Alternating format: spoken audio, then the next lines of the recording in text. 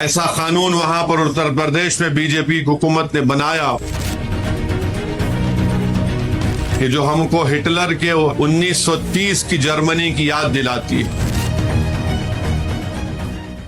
ہم کو یہ بات ذہن نشین کرنی چاہیے کہ تلنگانہ میں بی جے پی کے 8 اراکین پارلیمان کی کامیابی ہوئی ہے، اس لیے بہت ضروری ہے کہ ہم ان فرقہ پرست طاقتوں کو، ان کے بڑھتے ہوئے قدموں کو روکیں گے اور ہم اپنی ریاست کو جو یہاں پر بھائی چارگی اور محبت ہے اور ہم اس کو مضبوط کریں گے، کیونکہ ہم یہ دیکھتے ہیں کہ جہاں کہیں بھی بی جے پی کی حکومت ہے وہاں پر ہم کو یہ دیکھنے میں آتا ہے کہ مثال کے طور پر اتر پردیش میں بی جے پی کی حکومت نے ایک ایسا قانون نکالا کہ چاہے کوئی ٹھیلا بنڈی کے اوپر آم بیچ رہا ہو، یا کوئی بنڈی کے اوپر چائے اور سموسے بیچ رہا ہو، یا پھر اگر کوئی ہوٹل کا مالک ہو یا ڈھابے کا مالک ہو، یا پھر اس ہوٹل میں اگر کوئی مسلم ملازم کام کرتے ہیں، تو اتر پردیش کی حکومت نے یہ فیصلہ لیا کہ بنڈی والے کو آم بیچنا ہے اپنا نام لکھنا پڑے گا، چائے اور سموسا بیچتے ہیں تو اپنا نام لکھنا پڑے گا، بتانا پڑے گا، ہوٹل کا اگر مالک ہے یا اگر ہوٹل کا نام کچھ اور ہے تو اس کو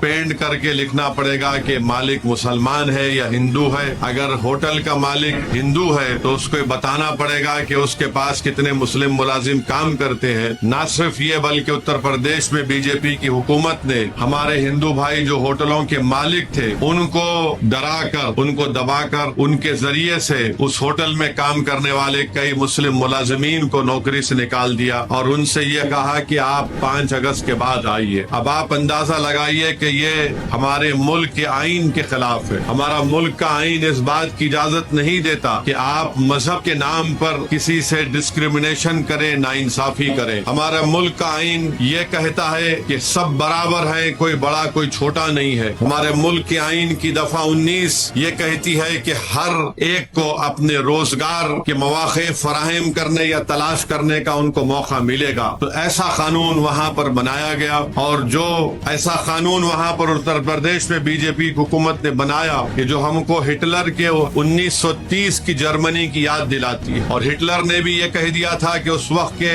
جرمنی میں موجود یہودیوں سے کہ آپ کو اپنے دائیں ہاتھ کے اوپر ایک سٹار آف ڈیوڈ یعنی نشان ہوگا، اس کو آپ کو ہاتھ پر پٹا باندھنا پڑے گا۔ پھر اس کے بعد ہٹلر نے کہا کہ یہودیوں سے کوئی سامان نہیں خریدے گا، ان کا بائیکاٹ ہوگا۔ تو یہ جو فیصلہ اتر پردیش کی یوگی حکومت نے لیا وہ ہٹلر کے اس فیصلے کی یاد کو تازہ کرتا ہے، اور ہمارے بھارت کی آئین کی دفعہ 17 یہ کہتی ہے کہ کوئی بھی کسی بھی قسم سے انٹچبلٹی کو اس کو فروغ نہیں دے گا۔ تو الحمدللہ سپریم کورٹ نے اس فیصلے پر روک لگائی، اور پھر دوبارہ بھی سپریم کورٹ کے پاس جب جمعے کے دن اب یہ مسئلہ آیا تو سپریم کورٹ نے کہا کہ وہ اسٹے برقرار رہے گا۔